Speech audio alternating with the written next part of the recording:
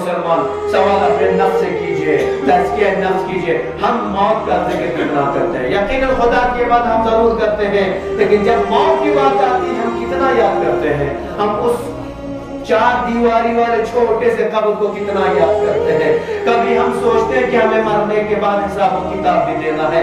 कभी हम सोचते हैं कुछ बोलने से, कुछ फेल अंजाम देने पहले कि आज अगर हमें फेल अंजाम देंगे कल खुदा और पैगंबर अहले बैत को मुंह भी दिखाना है, छोटी छोटी चीज का हिसाब देना है। हम उस मौत के बारे में कभी याद नहीं रखते।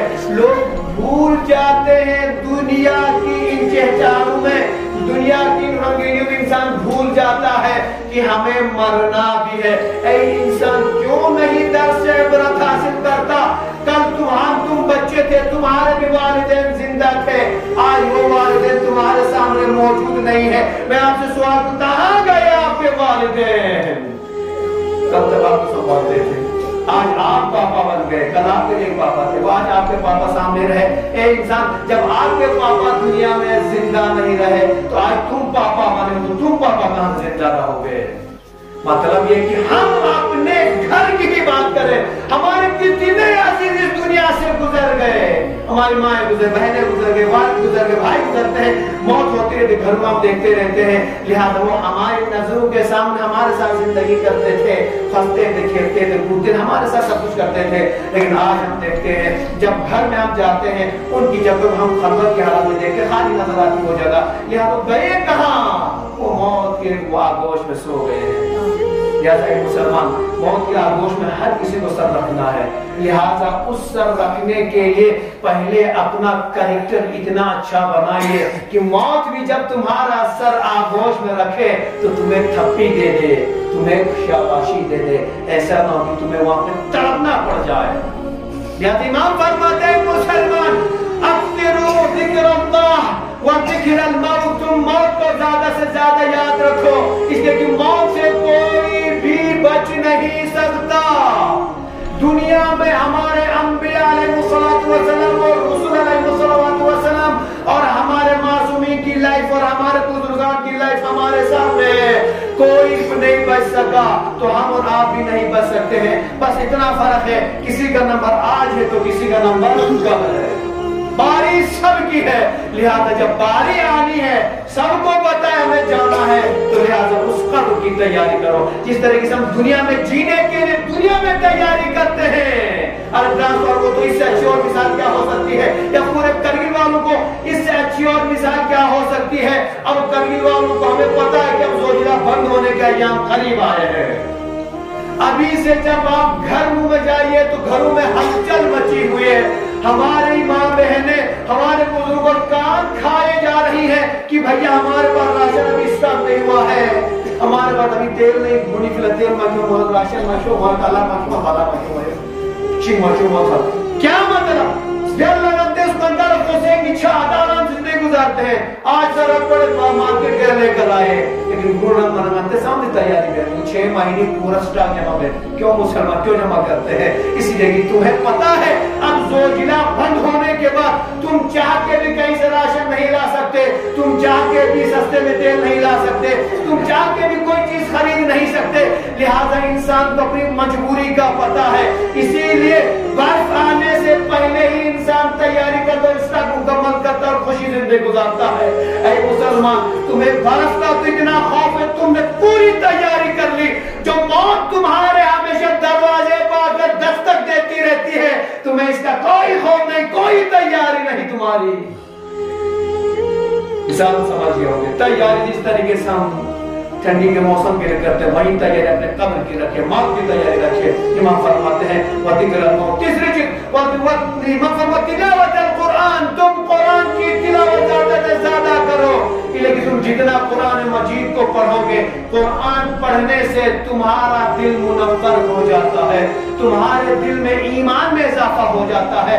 कुरान मजीद पढ़ने से तुम्हारे घरों में बरकत आती है, तुम्हारे घरों से बलाएं वबाएं दूर हो जाती है, बीमारियां दूर हो जाती है। अगर मुसलमान इसी कुरान पर सही अकीदा रखता, मेरा इरशाद फरमाता है इन्नहु शिफाउन मिन कुल्लि दा, ये कुरान मजीद हर मर्द की दवा है। लिहाजा कुरान जब हर मर्द की दवा है तो लिहाजा आज मुसलमान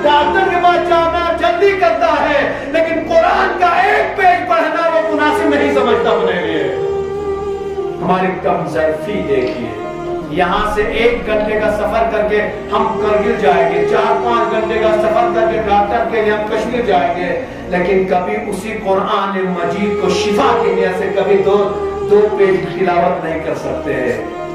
عقیدہ دیکھیے ہمارا کہاں پر ہے۔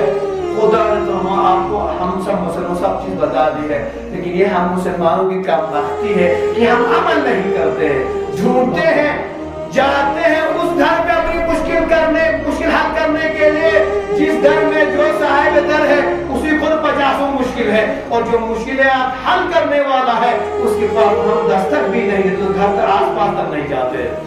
لہذا قرآن مجید کے ذریعے سے اپنے گھروں میں برکت حاصل کیجئے، قرآن مجید کے ذریعے سے اپنے گھروں کو بیماریوں سے محفوظ رکھیے، قرآن مجید کے ذریعے سے اپنے مرحومین کی مغفرت کے لیے دعا کیجئے، قرآن مجید کے ذریعے سے اپنے بچوں کو صحیح تربیت و تعلیم دیجئے، قرآن مجید کے ذریعے سے اپنے آباء و اجداد جن کا ہم آج حق کھا رہے ہیں ان کی شفاعت کے لیے دعا کیجئے، اسی قرآن مجید کے ذریعے سے اللہ بلا وباؤں کے لیے دعا کیجئے کہ خدا ہم سب کو ہر بلا سے محفوظ کے لیے دعا کیجئے۔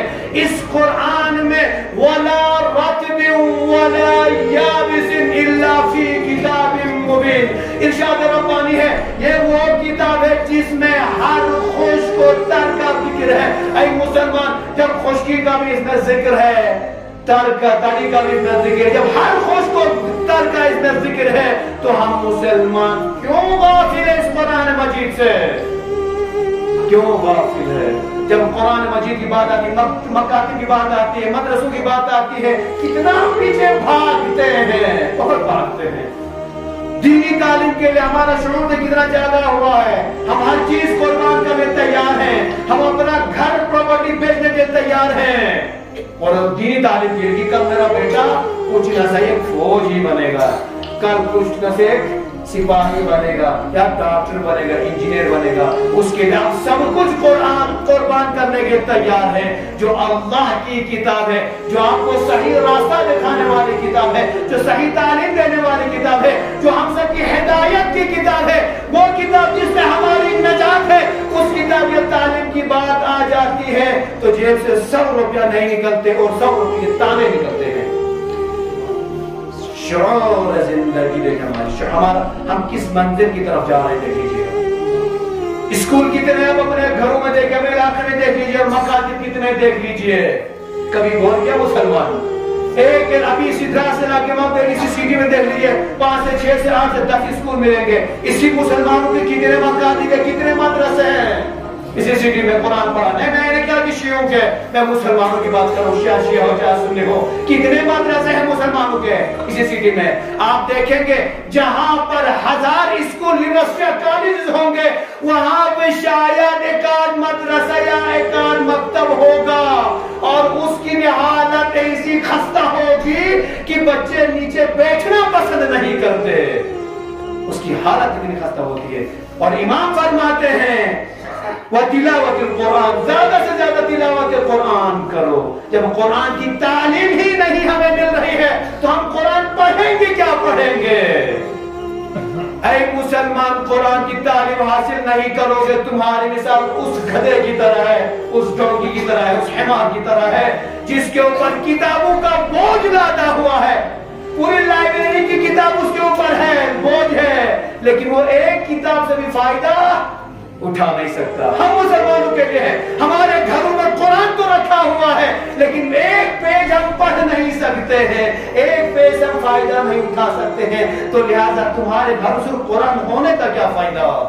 خوش نہ ہو جائے گا کہ قرآن ہمارے گھروں میں ہے، یہی قرآن ہوگا قیامت کے دن شکایت کرے گا درگاہ یزدی میں کہ خدایا مجھے گھر میں طاق میں سجایا گیا، آج کے زمانے میں طاق کا زمانہ گیا، آج کے زمانے میں خدایا مجھے الماری میں بہترین طریقے سے، وہ بھی شیشی الماری ہے، بہترین بسے جاس زرخم جدو ماتو